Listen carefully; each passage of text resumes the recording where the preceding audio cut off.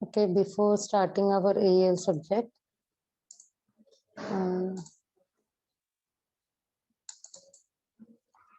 I will give a brief introduction.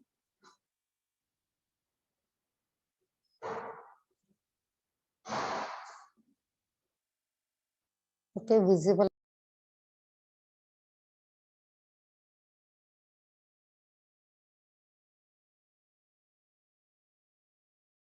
Ma'am आवाज येईना काय?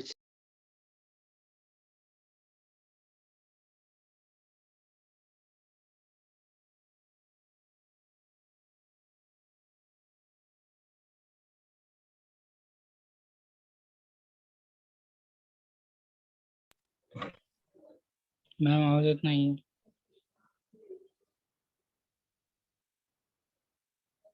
Okay, good evening. Am I audible now? Yes ma'am. Okay. पहिले समजून घ्या की आपल्याला किती धडे सब्जेक्ट्स आहेत आणि मग त्यात कुठले चॅप्टर्सला एक्सटर्नल आहे इंटरनल आहे. ओके, सो बेसिकली थर्ड सेमेस्टरला सेकंड इयरच्या फर्स्ट सेमला 5 सब्जेक्ट्स आहेत. ओके, त्यातला फर्स्ट सब्जेक्ट आहे digital techniques. So digital techniques, Asma Hakim madam is dealing with digital techniques. Okay, Hakim madam digital techniques घेत आहेत, ते तुमचं सिलेबस कव्हर करतील. ओके, ते सब्जेक्ट टीचर्स तर त्यांच्या सब्जेक्ट बद्दल माहिती देतीलच, पण as an CC I have to overview all the subjects. Okay, सगळे सब्जेक्ट्सची थोडीफार माहिती सांगावी लागेल. तर जर लेखी एक्झाम झाली, थेरी एक्झाम झाली, ओके, सो लास्ट 2 इयर्स काय ते ऑनलाईन एक्झाम्स होत आहेत. ओके, तुम्हाला माहित असेल की गुगल फॉर्म वरती एक्झाम्स होत आहेत, बट मे बी दिवाळीनंतर कॉलेज चालू होणार आहे, तर सांगितलेलं नाहीये, पण आपली लेखी एक्झाम सुद्धा होऊ शकते, थेरी एक्झाम. ओके, जर थेरी एक्झाम झाली तर 70 मार्काची डिजिटल टेक्निक्सचा पेपर असणार आहे. 70 पैकी 28 मार्काला पासिंग असणार आहे.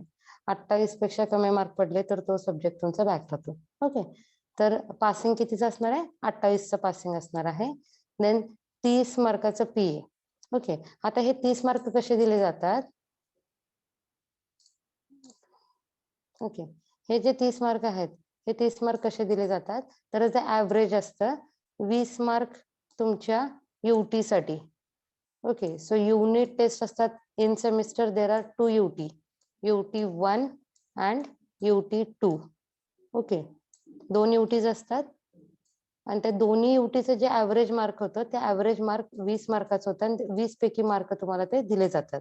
उरलेले 10 मार्काचं तुम्हाला मायक्रो प्रोजेक्ट आहे. ओके, प्रत्येक सब्जेक्टला मायक्रो प्रोजेक्ट आहे. सो मायक्रो प्रोजेक्ट म्हणजे काय? सगळ्या विषयासाठी एखादं छोटंसं सर्किट बनवायचं आहे. ओके, सो त्याच्यासाठी मिनिमम 3 स्टुडंट्सचं ग्रुप बनवायचं आहे. ओके, आता तुम्ही DSY आहात ह्या सेमला, नेक्स्ट सेमेस्टरला तुम्ही रेग्युलर स्टुडंट्स होतात, तर तुम्ही तुमचे जे काही फ्रेंड्स आहेत, आता सेपरेट ग्रुप केला DSYचा, तर त्याच्यावरती फोन नंबर्स आहेत. सो गर्ल्सचं सेपरेट ग्रुप आणि बॉईजचं सेपरेट ग्रुप. ओके, तुम्ही त्या मायक्रो प्रोजेक्टसाठी बनवा आणि प्रत्येक काय म्हणूया सिलेबसच्या खाली त्या सब्जेक्ट रिलेटेड काय मायक्रो प्रोजेक्ट करता येईल, ओके, त्याची एक लिस्ट दिलेली आहे. त्यातले एखादं तुम्ही सिलेक्ट करा, किंवा तुम्हाला जर काय करायचं आयडिया नसेल तर त्या स्टाफला तुम्ही विचारू शकता. ओके, मग हे 30 मार्क, ह्या 30 मार्क सगळे तुमच्या हातात आहेत. ह्या 30 मधले 20 मार्क UTs असणार आहेत, 2 UT. त्या दोन्ही UTचे ॲव्हरेज मार्क आपण घेतो आणि 10 मार्क मायक्रो प्रोजेक्टचे. ओके, असे total 30 mark.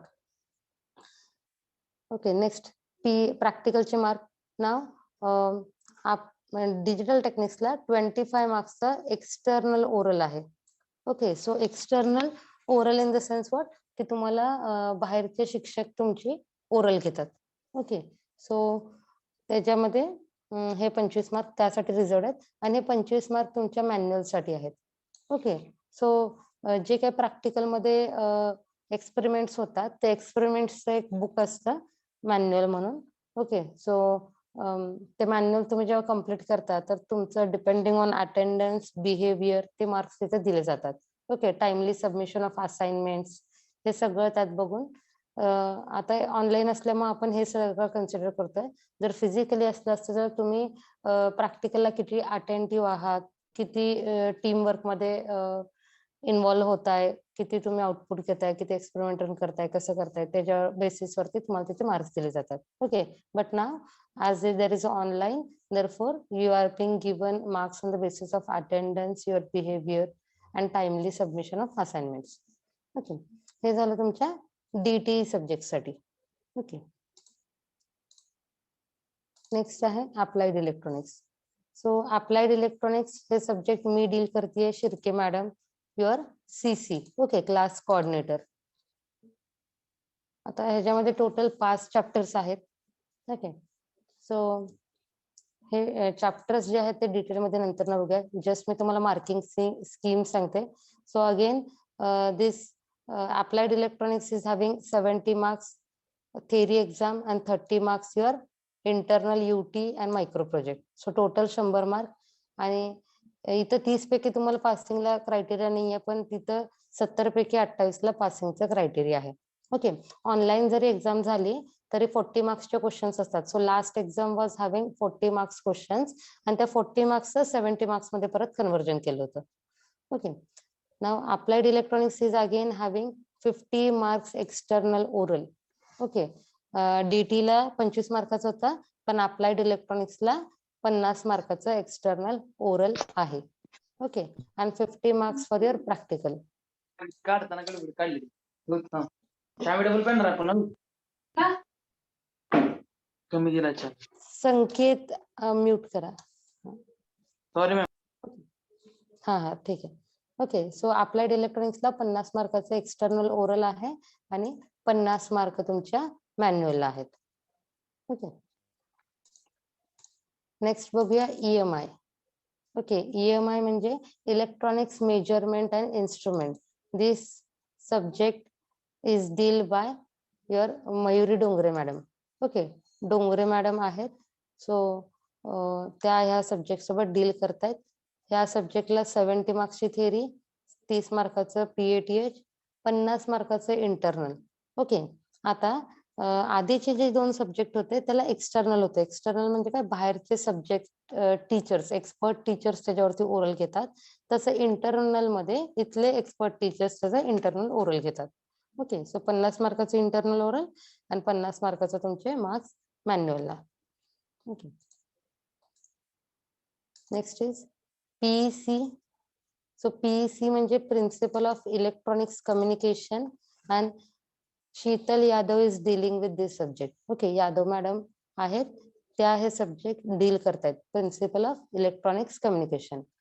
So principle of electronics communication साठी 70 मार्काची थिअरी एक्झाम, 30 मार्काचं तुमचं PATH, 25 मार्काची इंटरनल ओरल आणि 25 मार्काचं तुमचं मॅन्युअलचे मार्क.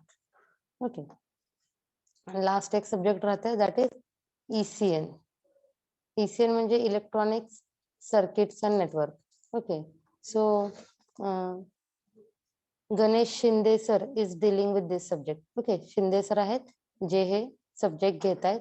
सो ह्या सब्जेक्टला 70 मार्काची थिअरी आहे, 30 मार्काचं PATH, 25 मार्काची इंटरनल आणि 25 मार्काचं मॅन्युअल.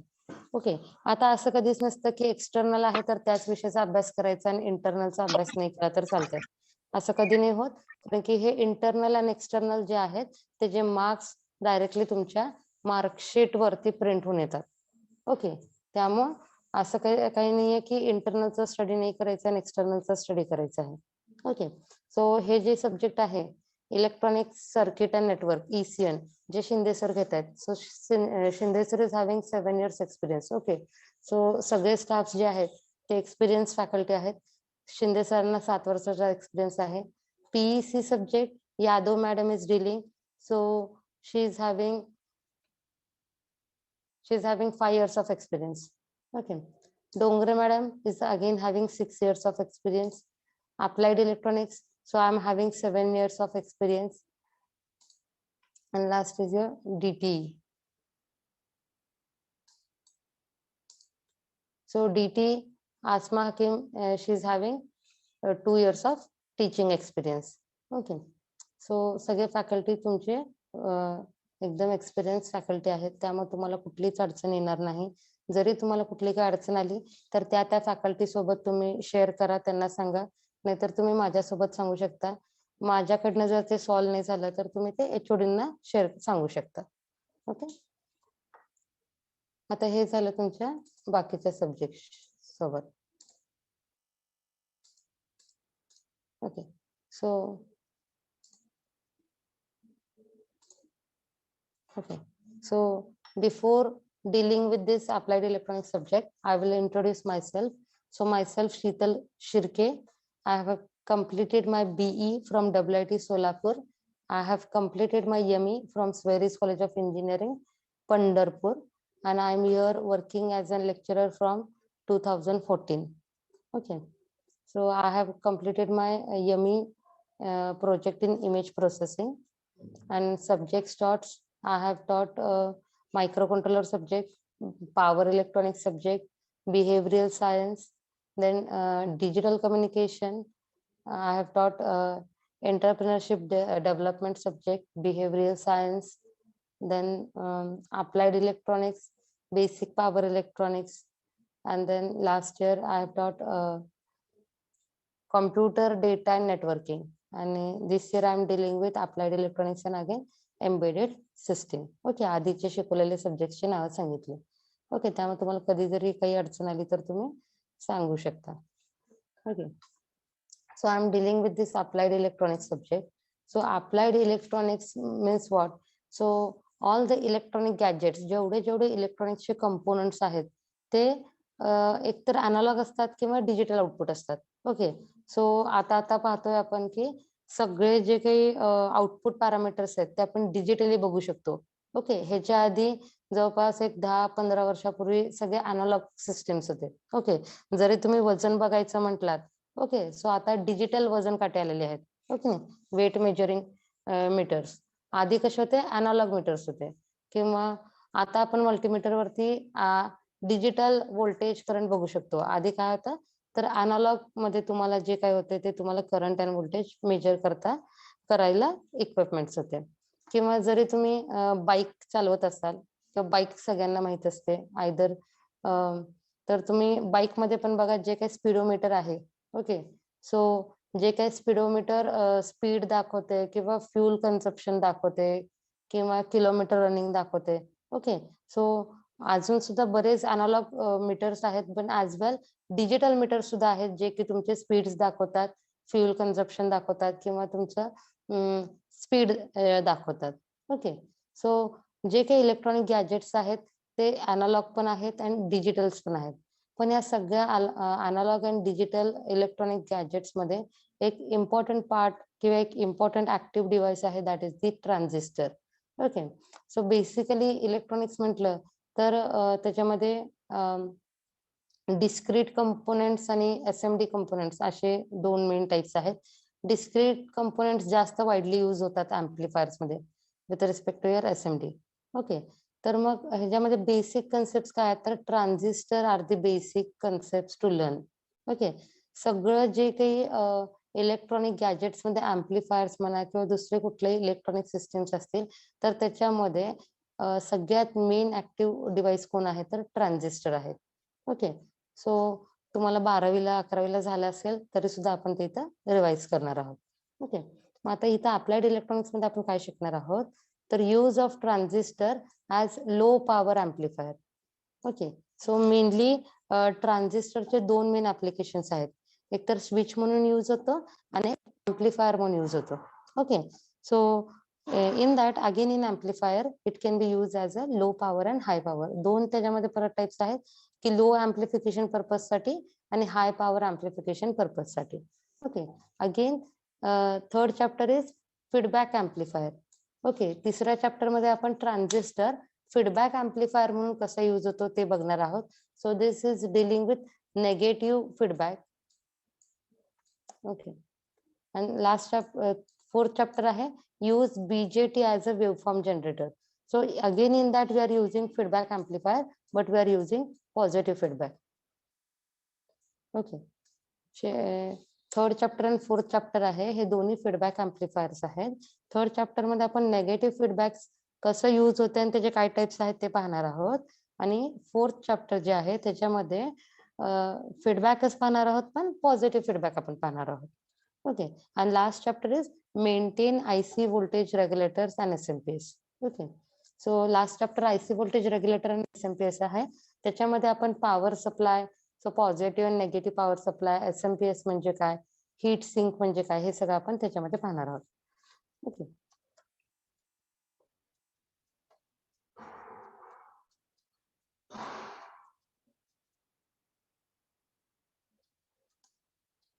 ओके. ओके, सो ह्याच्या आधी सो हे 5 चॅप्टर्स आहेत. फर्स्ट चॅप्टर म्हणजे low power amplifier. Okay. Second is high power amplifier. Third is feedback amplifier. Fourth is waveform generator. Fifth is IC voltage regulator and SMPS. Okay. Low power amplifier जे आहे ते total 16 मार्क्सचं chapter आहे. Okay, आणि त्याला weightage आहे 14 hours, 14 तासाचं weightage आहे.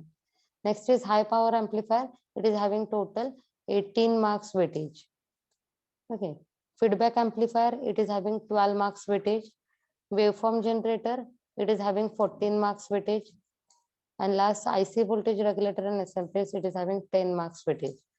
Okay, आता सगळ्यात जास्त वेटेज आहे सेकंड चॅप्टर वरती, because second chapter is having high power amplifiers. त्याचे क्लास आहेत, class A B C, class AB, आणि त्यात बरेच न्यूमेरिकल्स पण आहेत, अँड ऑल्सो डेरिवेशन्स पण आहेत आणि न्यूमेरिकल्स पण आहेत. Okay, therefore that chapter is having its weightage. Okay, आता लो पॉवर एम्प्लिफायर मध्ये आपण काय काय बघणार आहोत, तर basically transistor as an amplifier म्हणून आपण पहिले पाहणार आहोत. ओके, ट्रान्झिस्टर म्हणजे काय हे आपण पहिले त्याचं प्री-रिक्विजिट घेऊया. त्याच्यानंतर ना एम्प्लिफायरचे टाइप्स काय आहेत, म्हणजे क्लासिफिकेशन एम्प्लिफायरला आपण कुठल्या कुठल्या बेसिसवर करतो. Then transistor as an amplifier. Then त्याचं basic single stage C amplifier पाहणार आहोत. त्याच्यानंतर multi stage amplifier. Then multi stage एम्प्लिफायरचे टाइप्स बघणार आहोत. 3 मेन टाइप्स आहेत, RC coupling, transformer coupling and direct coupling. Okay, हे झालं तुमचं होल BJT शी रिलेटेड. त्याच्यानंतर आपण FET एम्प्लिफायर पाहणार होतो. So FET is also a type of transistor that is field effect transistor. Okay, so त्याच्यामध्ये आपण FET एम्प्लिफायर पाहणार आहोत. And last part of this chapter is tuned amplifier. Okay, tuned एम्प्लिफायरचं basic example देते radio. Okay, so radio मध्ये काय करतो बघा, आपण आउटपुट साईडला आपल्याकडे एक फ्रिक्वेन्सी मॅच करतो. ओके, जेव्हा ती फ्रिक्वेन्सी व्यवस्थित सेट होते तेव्हाच तुम्हाला ते आउटपुट ऐकायला येतं. So that is the basic example of tuned amplifier. Okay, ते आपण डिटेलमध्ये तेव्हा पाहूयात. Second, high power amplifier. So unit number 1 मध्ये आता जे पाहिले होते ते सगळे लो पॉवर हँडल करत होते. ओके, हाय पॉवर हँडल करायचं असेल तर त्याच्यामध्ये त्याचे त्याचे मग आपण सर्किट डायग्राम, त्याचं operation, input output waveform, efficiency म्हणजे काय असते, त्याची पॉवर इक्वेशन्स काय आहेत, हे सगळं आपण त्याच्यामध्ये पाहणार आहोत.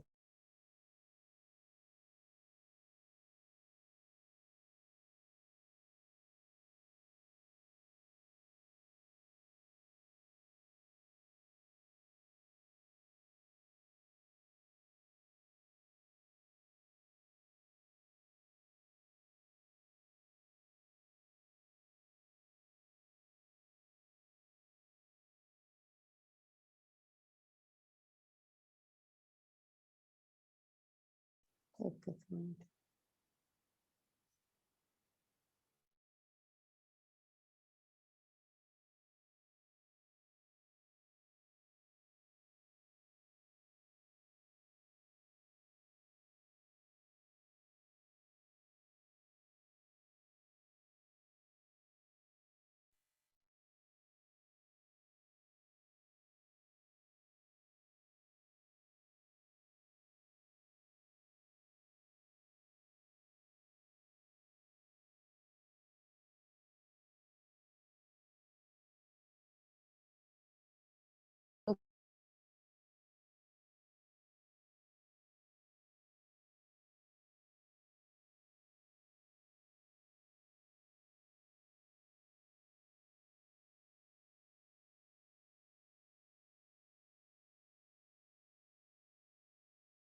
की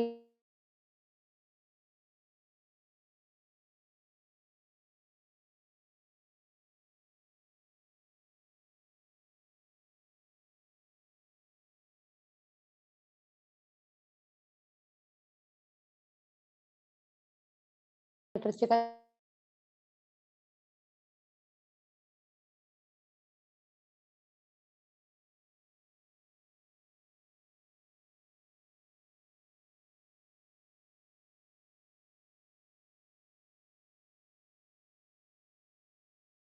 ऑसिलेटरचे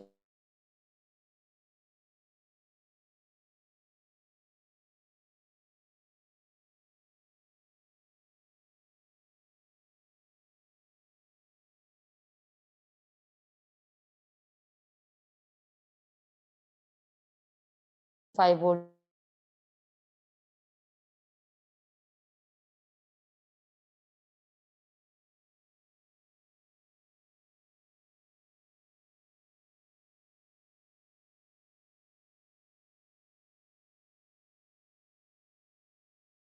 regulator. Okay, IC voltage regulator आणि त्याचे दोन आयसीज आहेत, दॅट इज 7-8 आणि 7-9. ओके, हे दोन आयसी आपण शिकणार आहोत. त्याच्यानंतर ना LM723 आणि 317 हे दोन आयसी आपण आयसीचं डिटेल डिस्क्रिप्शन्स आपण पाहणार आहोत आणि त्याच्यानंतर ना लाईन रेग्युलेशन आणि लोड रेग्युलेशन म्हणजे काय ते आपण पाहणार आहोत. आणि लास्ट SMPS आणि हीट सिंक म्हणजे काय ते आपण बघणार आहोत. ओके, हे झालं आपलं ALC सिलेबस. ओके, आता आपण बघूयात की तुम्ही इथं काय काय मायक्रो प्रोजेक्ट्स करू शकता. Okay,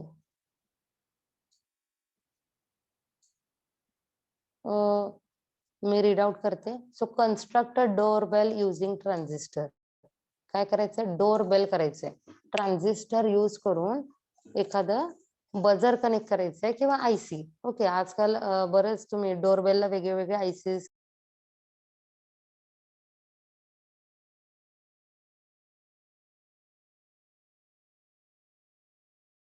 using transistor construct clap switch. Okay, म्हणजे काय, इकडे टाळी वाजवली की तिकडे एक तर एलईडी ग्लो व्हायला पाहिजे किंवा बजर वाजलं पाहिजे. ओके, आउटपुटला म्हणजे क्लॅप झाल्यानंतर ना तुमचा ट्रान्झिस्टर ऍक्टिव्ह होतो हे त्या सर्किटरी मधनं दाखवता आलं पाहिजे. Next, construct audio amplifier using IC 810 और इक्विव्हॅलंट IC. ओके, आता हे युजिंग ट्रान्झिस्टर सुद्धा करू शकतो हा आपण. सो युजिंग ट्रान्झिस्टर सुद्धा करता येतं किंवा तुम्ही 810 ही IC यूज करून सुद्धा तुम्ही ऑडिओ अँप्लिफायर करू शकता. ऑडिओ अँप्लिफायर म्हणजे काय, तुमचं जस्ट तुम्ही मोबाईलला एक स्पीकर कनेक्ट केलेला आहे आणि मग तुम्ही मोबाईलवरती जे काही प्ले करताय ते त्या स्पीकर थ्रू ऐकायला येईल. That is audio amplifier. Next, construct power amplifier for FM receiver output. Okay, आता ऑडिओ अँप्लिफायरचं एक्झाम्पल दिलं मी. मोबाईलचे म्युझिक तुम्ही त्याच्यावरती प्ले करू शकता. जे काही पॉवर अँप्लिफायर आहेत, सो FM रिसिव्हर जे आहे, रिसिव्हर कडनं आलेलं जे आउटपुट आहे त्याला तुम्ही ते पॉवर अँप्लिफायर कनेक्ट करायचे. ओके, थोडंसं सर्किटरी डिफरंट होईल. Next, derive 4 ohm speaker using class A amplifier. Okay, again this is a type of audio amplifier, just it is having its circuitry that is class A. आणि तुमचं speaker आहे म्हणजे loud speaker आहे ते किती ओहमचं पाहिजे, 4 ओहमचं पाहिजे. ओके, आणि त्याचे पॅरामीटर्स टेस्ट करा म्हणजे इनपुट दिल्यानंतर आउटपुट किती येते, इनपुट किती वोल्ट दिल्यानंतर किती वोल्ट आउटपुट येते हे आपल्याला चेक करायचं आहे. Next, using class AB push pull amplifier derive 4 ohm और 8 ओहम स्पीकर आणि त्याचे परत परफॉर्मन्स पॅरामीटर चेक करा. म्हणजे AB push pull amplifier use करून तुम्ही लोडला लाऊडस्पीकर कनेक्ट करा 8 ओहमचं किंवा 4 ओहमचं आणि इनपुट चेंज करून आउटपुट काय चेंज होते ते चेक करा. Next, IC regulators. Build a circuit of dual regulated power supply of plus minus 15 volt 500 milliampere using IC. आता म्हटल्याप्रमाणे जे काही पॉवर सप्लाय आहे, पॉवर सप्लायचं कॉन्स्टंट आउटपुट येतं 5 volt 10 volt 12 volt 15 volt 20 volt and so on. Okay, तर आपल्याला 7-8 आणि 7-9XX IC use करून आपल्याला असं डिझाईन करायचं आहे की आपल्याला आउटपुटला 15 वोल्ट आउटपुट आलं पाहिजे आणि करंट किती असला पाहिजे त्या 15 वोल्टचा 500 मिलीअँपिअर करंट असलं पाहिजे. ओके, सेकंड एक्झाम्पल तसंच आहे, आपल्याला 50 मिलीअँपिअर करंट पाहिजे, but the output should be plus or minus plus 5 volt. Okay, फक्त प्लस 5 वोल्ट म्हणजे एकच IC वापरायची आहे, that is 78XX. Next is 500 milliampere current आहे, पण तुम्हाला -20 वोल्ट आउटपुट पाहिजे. सो तसं एक पॉवर सप्लाय तुम्ही डिझाईन करा युजिंग 79XX.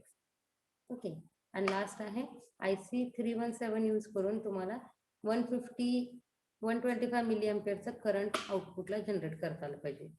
ओके, किंवा IC 723 यूज करून तुम्हाला 5 वोल्टचं आउटपुट तुम्हाला जनरेट करता आलं पाहिजे.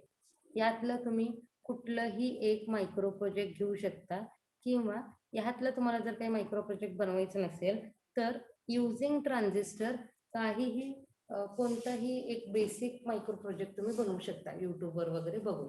ओके, मग ते काय करायचं आहे, ते मायक्रो प्रोजेक्ट बनवल्यानंतर ना ते at the time of submission तुम्हाला इथे जमा करायचं आहे.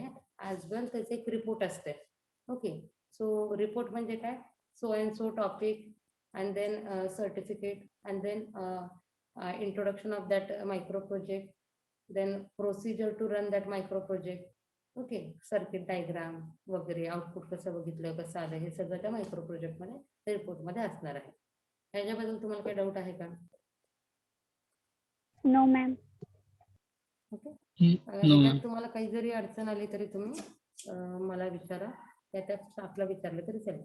हे जसं AEL चे मायक्रो प्रोजेक्ट आहेत, तसंच बाकीच्या सब्जेक्टचे सुद्धा मायक्रो प्रोजेक्ट त्याच्यामध्ये आहेत. ओके, तर तुम्हाला कुठलं इक्विव्हॅलंट वाटतं ते बघा आणि तुम्ही चेक करा. आपल्या कॉलेजमध्ये सुद्धा आता तुम्ही पंढरपुरात असाल तर दोन शॉप्स आहेत पंढरपुरात, एक लिंक रोडला आणि एक मेन सिटीमध्ये. तिथं काय इक्विपमेंट मिळतात ते बघा, किंवा कॉलेजमध्ये सुद्धा विकायला बरेच इक्विपमेंट आहेत, तिथून तुम्ही घेऊ शकता, परचेस करू शकता, किंवा बाहेरून परचेस केलं तरीही चालेल. ओके, हे झालं तुमच्या मायक्रो प्रोजेक्टचं. ओके, आणि लायब्ररीमधनं बुक घ्यायचं म्हटलं तर RS सेदा, BK मेहता हे 2 इंडियन ऑथरचे बुक आहेत, ज्याच्यामध्ये ऑलमोस्ट 90% सिलेबस आपला सगळा कव्हर होतोय. Okay, so applied electronics by RS Sedha ह्याच्यामध्ये आपल्या सगळे चॅप्टर्स कव्हर होतात. ओके, जे काही 5 चॅप्टर्स आहेत ते 5 चॅप्टर सगळे आपले त्याच्यामध्ये कव्हर होतात.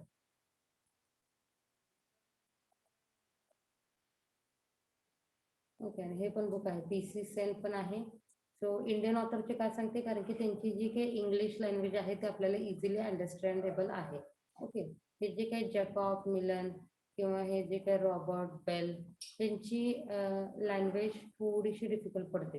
ओके, सो तुम्ही RS सेदा मध्ये सगळे, जेव्हा तुम्ही कधी इथे कॉलेजमध्ये याल, लायब्ररीमधनं बुक घ्याल, तेव्हा RS सेदा किंवा BK मेहता किंवा PC सेन हे बुक्स तुम्ही घ्या, जेणेकरून नोट्स मधनं पण जर तुम्हाला काही कमी वाटत असेल तर तुम्ही ते बुक्स रेफर करू शकता. आपले नोट्स होल आय स्कीमच्या रिलेटेड सगळे पॉइंट वाईज नोट्स आहेत, पण तरीही एक्स्ट्रा रीडिंग करायचं असेल, एक्स्ट्रा अजून तुम्हाला काही पाहिजे असेल तर तुम्ही हे बुक्स रेफर करू शकता.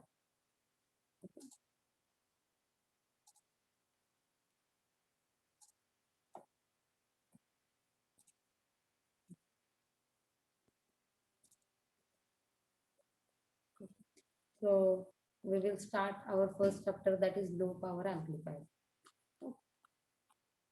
So याच्यामध्ये आपण बघूया ट्रान्झिस्टर म्हणजे काय, त्याची हिस्ट्री काय, त्याचे टाइप्स काय, त्याचं बायसिंग म्हणजे काय आणि ऍप्लिकेशन्स म्हणजे काय.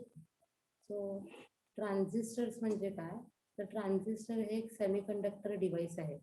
ओके, आता तुम्ही इथे जे DSY चे स्टुडंट्स आहात, काय काय ITI करून आला असेल, काय काय 12वी मध्ये इलेक्ट्रॉनिक सब्जेक्ट तुमचा असेल, जे ITI असतील त्यांचे एकतर इलेक्ट्रॉनिक्स ब्रांच असू शकते किंवा इलेक्ट्रिकल ब्रांच असू शकते.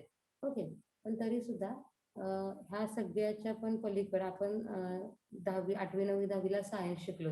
ओके, त्याच्यामध्ये बरेच प्रोटॉन्स, न्यूट्रॉन्स, इलेक्ट्रॉन्स म्हणजे काय, सेमीकंडक्टर म्हणजे काय, इन्सुलेटर म्हणजे काय हे शिकलो. ओके, सगळ्याचं बेसिक आपलं फिजिक्स आहे. ओके, तर मग हे ट्रान्झिस्टर जे आहे, तर ट्रान्झिस्टर हे सेमीकंडक्टर आहे. सेमीकंडक्टर म्हणजे काय, तो कंडक्टर म्हणून सुद्धा ऍक्ट होऊ शकतो आणि इन्सुलेटर म्हणून सुद्धा ऍक्ट होऊ शकतो. आता कंडक्टर म्हणजे काय, तर तो फ्लो ऑफ करंट करतो. ओके, कंडक्टर म्हणजे काय, तिथं करंट फ्लो होतो. Current is denoted by I and it can flow. Okay, whereas insulator म्हणजे काय, तिथे करंट तुम्ही ब्लॉक करता. Okay.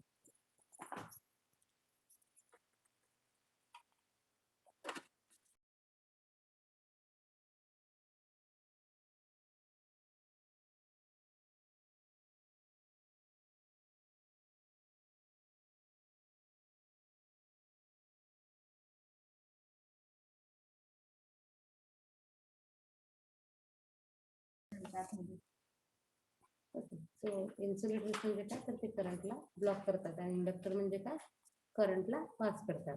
मग ट्रान्झिस्टर हे असं डिव्हाइस आहे की under some conditions it acts as a conductor as well as insulator, दोन्ही म्हणून काम करतात. फॉर एक्झाम्पल, आता जे एक्झाम्पल देते ते ट्रान्झिस्टरशी रिलेटेड नाहीये, पण त्याच्यावरून तुम्हाला कळेल. ओके, आपलं जे घरात लाईटचं बटन असतं.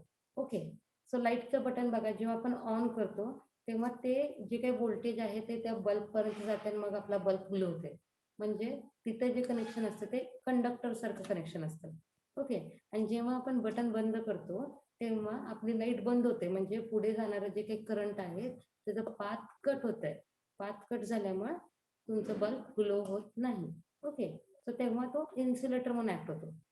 ओके, कंडक्टर आणि इन्सुलेटर मधला करंट फरक कळाला. कंडक्टर म्हणजे करंट फ्लो करतो आणि इन्सुलेटर म्हणजे करंटला अपोज करतो. आता हे करंट पास करणे आणि ब्लॉक करणे ह्याच्यावरनच तो काय म्हणून यूज होतो, तर ॲज अ स्विच म्हणून यूज होतो. ओके, म्हणजे आता जसं मी म्हटलं, स्विच प्रेस केला की लाईट चालू झाली, स्विच बंद केला की लाईट बंद झाली. हे युझिंग ट्रान्झिस्टर थ्रू पण आपण करू शकतो. As well it is also use as an amplifier. Amplifier म्हणून सुद्धा वापरतो. सो ॲम्प्लिफायर म्हणजे काय, तर सिग्नलचं स्ट्रेंथ इन्क्रीज करणे. For example, this is our input signal आणि amplified signal. So this is our amplified signal. दोन्ही मधला फरक कळतोय आपल्याला. सो दोन्ही मध्ये बघा काय चेंज आहे, ॲम्प्लिट्यूड चेंज आहे. ओके, हे जे ॲम्प्लिट्यूड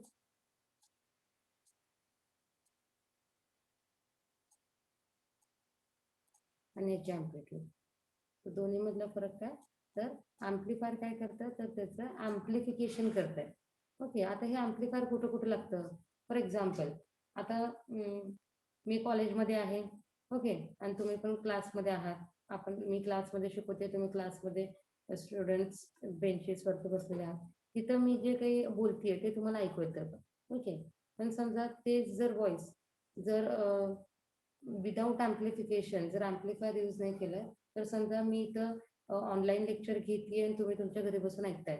जर ॲम्प्लिफिकेशन प्रोसेस नसली असती तर जे काही मी बोलते ते तुमच्यापर्यंत आलं नसतं. बिकॉज लॉंग डिस्टन्स कम्युनिकेशन जेव्हा आपण करतो तेव्हा बऱ्याच वेळेला मध्ये रिपीटर्स असतात, ॲम्प्लिफायर्स असतात, जे वीक सिग्नल्सला ॲम्प्लिफाय करतात.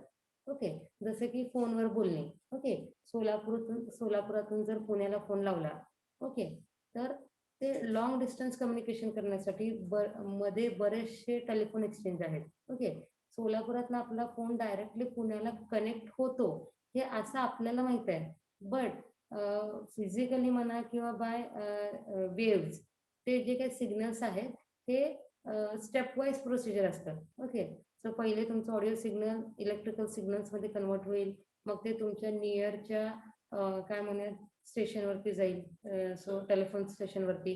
तिथून मग ते तुमच्या टेलिफोन एक्सचेंज सेंटरपाशी जाणार, तिकडून तो तुमचा कॉल कनेक्ट होणार, कुठं जाणार ते बघणार, तिथून ते सिग्नल्स ट्रॅव्हल होणार आणि मग तुमचं जिथं कॉल लावलेला आहे तिथल्या टेलिफोन एक्सचेंजला जाऊन मग एरियाच्या ट्रान्समीटरला किंवा रिसिव्हरला कनेक्ट करून मग तो तुमचा कॉल ऍक्च्युअल डेस्टिनेशन पर्यंत जातो.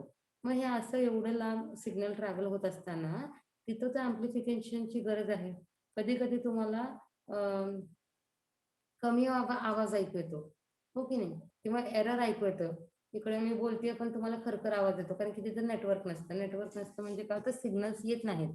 तर जेव्हा असे वीक सिग्नल्स असतात जसे की हे सिग्नल्स लॉंग डिस्टन्स ट्रॅव्हल होऊ नाही शकत. सो आपण काय करतो, प्रत्येक वेळेस एका ठराविक डिस्टन्स नंतर सिग्नलला ॲम्प्लिफाय करतो. ॲम्प्लिफाय केल्यानंतर हे सिग्नल ट्रॅव्हल लॉंग डिस्टन्स पर्यंत करू शकतात. सो ह्या ऍम्प्लिफिकेशनची पण काहीतरी डिस्टन्स व्हॅलिडिटी आहे. त्या ठराविक डिस्टन्स नंतर परत तो सिग्नल काय करावा लागतो आपल्याला ऍम्प्लिफाय करावा लागतो. तर ऍम्प्लिफायर म्हणजे काय करतं, जे काही सिग्नल्स आहेत त्याचं ऍम्प्लिफिकेशन करतात, म्हणजे त्या सिग्नलची स्ट्रेंथ वाढवतात. वीक सिग्नलला स्ट्रॉंग सिग्नल करतात. मग ते तसं करत असताना ते फक्त सिग्नलचं स्ट्रेंथ वाढवतात, त्याचे कुठलेच पॅरामीटर चेंज करत नाही. सो इनपुटला साईन वेव्ह आहे तर आउटपुटला पण साईन वेव्हच असणार आहे.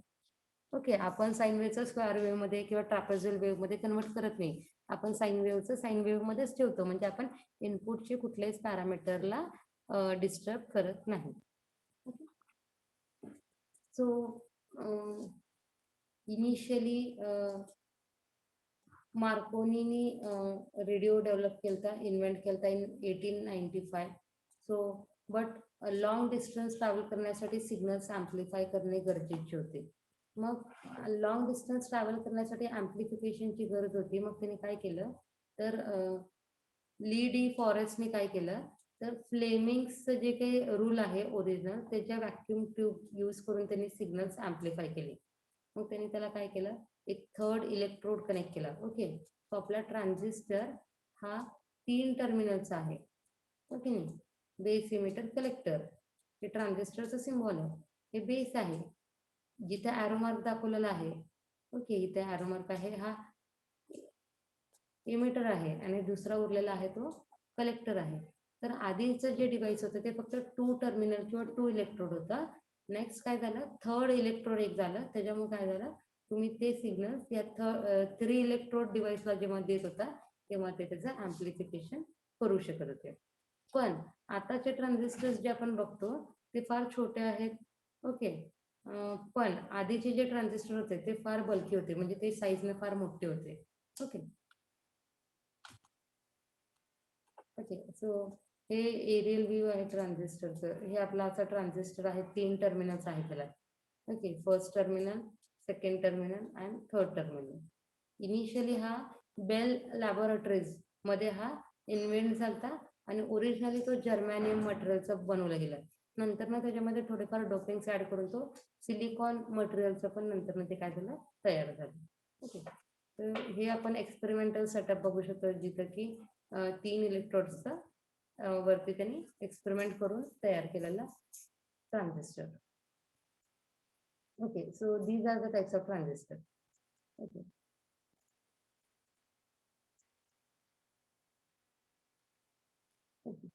सो हे जे आहेत सगळे फ्लॅट आहेत, आणि हे सर्क्युलर शेपचे आहेत. हे सुद्धा सेमी सर्क्युलर, म्हणजे त्यांचं एका साईडला असं सेमी सर्कल शेप्ड ट्रान्झिस्टर्स आहेत. ओके, तो ट्रान्झिस्टर म्हणजे काय, तर हे 3 टर्मिनलचे डिव्हाइस आहेत, आणि हे एक सेमीकंडक्टर मटेरियल त्याच्यामध्ये यूज केलंय. सेमीकंडक्टर मटेरियल यूज केल्यामुळं तो कंडक्टर म्हणून सुद्धा ऍक्ट होतो आणि इन्सुलेटर म्हणून सुद्धा ऍक्ट होतो. ओके, मग हे कशासाठी वापरतो, तर मेनली स्विचिंग पर्पज साठी वापरतो, ऍम्प्लिफिकेशन करण्यासाठी वापरतो, व्होल्टेज रेग्युलेट करायला वापरतो, आणि मॉड्युलेशन ऑफ सिग्नल्स करण्यासाठी सुद्धा वापरतो. ओके, सो आता प्रिन्सिपल ऑफ कम्युनिकेशन्स मध्ये, ओके, तिथे तुम्ही सिग्नल्स वरती कसं मॉड्युलेशन होते बघताय. AM modulation, FM modulation, phase modulation. Okay, तर जे काही मॉड्युलेशन ऑफ सिग्नल्स आहेत, जरी तुम्ही ब्लॉक डायग्राम शिकत असाल तरी आतमध्ये कुठलं सर्किट असणार आहे, आतमध्ये ट्रान्झिस्टराइज्ड सर्किट आहे. Okay, these are the types of different types of your transistor. अशा पॅकेजेस मध्ये ते अवेलेबल असतात. प्रत्येक ट्रान्झिस्टरला 3 टर्मिनल असतात, आणि प्रत्येक ठिकाणी तिथे इंडिकेशनचं नॉच आहे. ओके, त्या नॉच वरून आपण ओळखू शकतो की इमिटर कुठला, बेस कुठला, आणि कलेक्टर कुठला. So this is the layer diagram of transistor. Okay. Now transistor is a 3-layer device. Transistor मध्ये किती लेयर आहेत, तर 3 लेयर आहेत. ओके, 3 लेयर आहेत, 3 टर्मिनल्स आहेत, किंवा 3 इलेक्ट्रोड्स आहेत असं म्हटलं तरी चालेल. इलेक्ट्रोड्स म्हणजे काय, साईडचे टर्मिनल्स. ओके, एक्सटर्नल टर्मिनल्स ज्याच्यासोबत आपण दुसरे कंपोनेंट्स कनेक्ट करणार आहोत. ओके, आणि it is having 2 depletion layer, म्हणजे 2 जंक्शन्स असणार आहे मध्ये त्याच्यामध्ये. ओके, सो बेसिकली तुम्हाला डायोड माहित असेल. सो डायोड म्हणजे काय आहे? पीएन टाईप डिव्हाइस आहे. Okay, sorry, this is P. Okay, तर दोन टर्मिनल्स असणार त्याला, कॅथोड आणि एनोड. ओके, इथं सुद्धा काय होतं, ठराविक व्होल्टेज दिल्यानंतर ना करंट पास होतो. फॉरवर्ड बायस असताना आणि रिव्हर्स बायस असताना तो ते करंटला ब्लॉक करतो. तसंच इथं सुद्धा दोन डिप्लिशन रिजन आहे, म्हणजे दोन जंक्शन्स आहेत. ओके, सो 3 लेयर्स कुठले कुठले आहेत? So depending on the type of semiconductor use, there are again 2 type. NPN चे एक ट्रान्झिस्टर आहे आणि पीएनपी चे एक ट्रान्झिस्टर आहे. एन पी एन हे काय आहेत? नाव आहेत त्याचे. पी एन पी म्हणजे P type material, N type material. Okay, जिथं इलेक्ट्रॉन्स आणि होल्स असतात ते म्हणजे पी टाईप मटेरियल आणि एन टाईप मटेरियल. ओके, आणि 3 इलेक्ट्रोड्स कोणते कोणते आहेत? Emitter, E stands for emitter, C stands for collector आणि बी स्टँड्स फॉर बेस. आता ह्या इमिटर बेस कलेक्टर मध्ये सगळ्या इथं तुम्हाला दिसतंय सगळ्याची विड्थ वेगळी वेगळी आहे. Okay, so out of this 3 base is having very thin layer. Okay, बेसचं लेअरिंग बघताय, बेसमध्ये केवढी जागा आहे, तर बेसची विड्थ जी आहे ती सगळ्यात कमी विड्थ आहे. कलेक्टरची विड्थ सगळ्यात जास्त आहे as compare to this 3 terminals. Okay, आणि emitter it is having normal width. Okay, सगळ्यांचे डिफरंट रिजन्स आहेत, डिफरंट डोपिंग आहे आणि त्यामुळे त्यांची जी विड्थ आहे ती सुद्धा वेगळी वेगळी आहे. Okay, so these are the two types of transistor, PNP and NPN. Okay, PNP म्हटल्यावरती N type semiconductor is switched between P to P type materials. म्हणजे दोन P टाईपच्या मटेरियल मध्ये एक N टाईप मटेरियल आहे. ओके, आणि NPN म्हणजे काय? दोन N टाईप मटेरियल मध्ये एक P टाईप मटेरियल सँडविच केलेलं आहे. ओके, म्हणजे पीएनपी टाईप म्हटलं की कसं असणार आहे? पहिले P layer, second is N layer, again third is P layer. NPN म्हटल्यावर first layer is P type, second layer is first layer is N type, second layer is P type and third layer is n type. Okay, and these are the symbol of PNP and NPN transistor. Okay, both the transistors can be made by either silicon type material or germanium type material. Okay,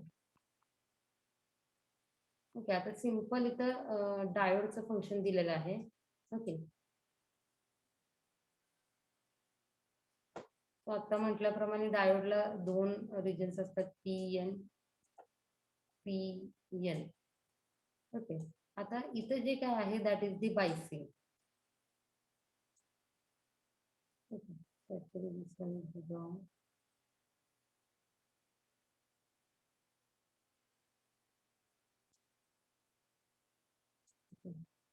this is negative and this is positive. हे diagram आहे, थोडंसं correction आहे. Okay, so simple diode कसा असणार आहे आपला? PN junction diode असणार आहे. जेव्हा फॉरवर्ड बायस असतो, फॉरवर्ड बायस म्हणजे काय? पी ला पॉझिटिव्ह टर्मिनल, हे काय? This is nothing but this is battery. Battery किंवा आपलं पॉवर सप्लाय म्हणूया. VS is the supply voltage. Okay, जेव्हा सप्लाय व्होल्टेजचं पॉझिटिव्ह टर्मिनल आपण पी टाईपला देतो आणि एन टाईप नेगेटिव्ह हे आपण एन टाईपला कनेक्ट करतो, तेव्हा आपण त्याला फॉरवर्ड बायस म्हणतो. जेव्हा असं फॉरवर्ड बायस सप्लाय देतो तेव्हा तुमच्या पॉझिटिव्ह कडनं ते नेगेटिव्ह पर्यंत काय होतं? करंट फ्लो व्हायला स्टार्ट होते.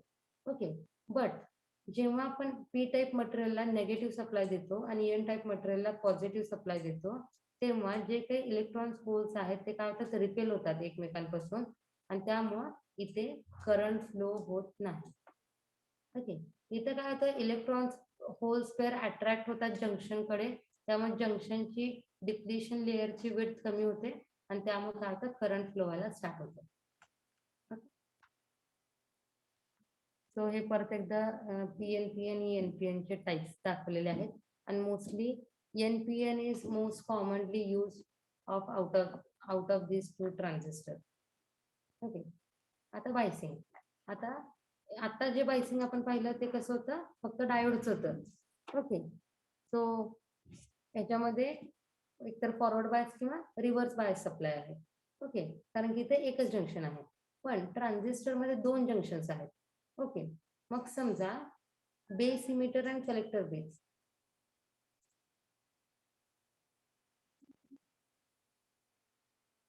इथे इथे बेस इमिटर एक जंक्शन आणि कलेक्टर बेस जंक्शन असे 2 जंक्शन्स आहेत.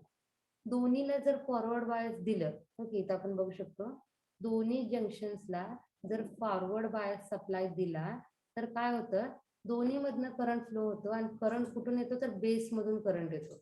ओके. आपण इथं बघू शकतो इकडून गेल्याने इथून बेस मधनं परत करंट आला आणि ह्या साईडनं पण काय होतं, बेस मधनं करंट आला. ओके. म्हणजे जे काही फ्री इलेक्ट्रॉन्स आहेत ते फ्री इलेक्ट्रॉन्स फ्लो होऊन परत कुठून येणार आहेत, बेस मधून परत ते येणार. ओके. समजा रिव्हर्स बायस जर केलं, दोन्ही जंक्शनला जर रिव्हर्स बायस सप्लाय दिला तर काय होतं, तर मायनॉरिटी कॅरियर्स मुळे लिकेज करंट फ्लो होतं. ओके.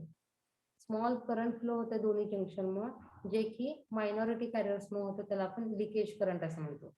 मग आपल्याला असं काय म्हणायचं, इलेक्ट्रॉन्स पण असे फ्लो नाही झाले पाहिजेत, बेस मधनं बाहेर नाही आले पाहिजेत आणि मायनॉरिटी करंट पण फ्लो नाही झाला पाहिजे. त्याच्यासाठी काय आहे, तर base emitter junction. Okay. So emitter junction is forward bias and collector junction is reverse bias. Okay. Base emitter जंक्शनला आपण नेहमी फॉरवर्ड बायस देतो आणि कलेक्टर बेस जंक्शनला आपण काय करतो, रिव्हर्स बायस सप्लाय देतो. असं दिल्यामुळे काय होतं, तर लार्ज इमिटर करंट फ्लो होऊ शकतो आणि स्मॉल कलेक्टर करंट त्यामधनं फ्लो होऊ शकतो.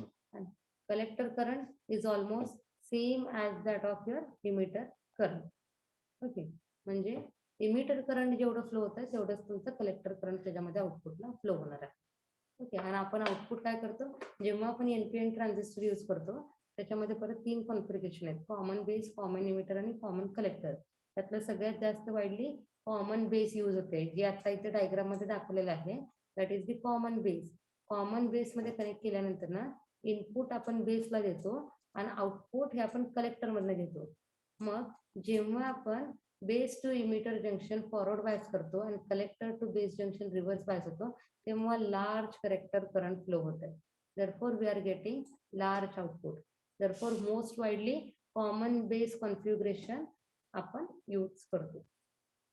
ओके. याच्यामध्ये काही अडचण आहे? No ma'am. ओके. इथपर्यंत शिकवलेलं कळालं तुम्हाला? Yes ma'am. हा मॅम, कळाले. हे पीपीटीज मी तुम्हाला सेंड करते, ॲज वेल ॲज सगळ्या सब्जेक्टचे मी तुम्हाला सिलेबस सेंड करते. ओके. सो मग तुम्ही काय करा, पॉईंट वाईज त्या त्या सब्जेक्टचे नोट्स लिहायला चालू करा. मी नोट्स सुद्धा शेअर करते, पीपीटी शेअर करते. ओके. सो मॅम, हे जे notes- आज शिकवलं, हा नोट्सच्या झेरॉक्स काढले तरी चालतात का? चालतं, पण तुम्हाला कॉलेज स्टार्ट झालं तर तुम्हाला नोटबुक पण दाखवावं लागेल. चालेल, नाही, नोटबुक मध्ये लिहून काढतो ना मी. हा हा, चालेल चालेल. हा, तेच विचार. चालेल. ओके. आता हे जे काय आता आपण अप्लाइड इलेक्ट्रॉनिक्सचं ट्रान्झिस्टरचं बघतोय, हे आपल्याला सिलेबसला नाहीये, पण आपण हे काय करतोय, प्री रिक्विजिट करतोय. म्हणजे ते शिकण्याच्या आधी जे काही बेसिक कन्सेप्ट आपल्याला माहित असायला पाहिजे ते आपण या पीपीटी मधनं बघतोय. Okay. Actual transistor as an amplifier हे आपण नंतर स्टार्ट करणार आहोत. ओके. सो हे पीपीटीज मी तुम्हाला सेंड करते.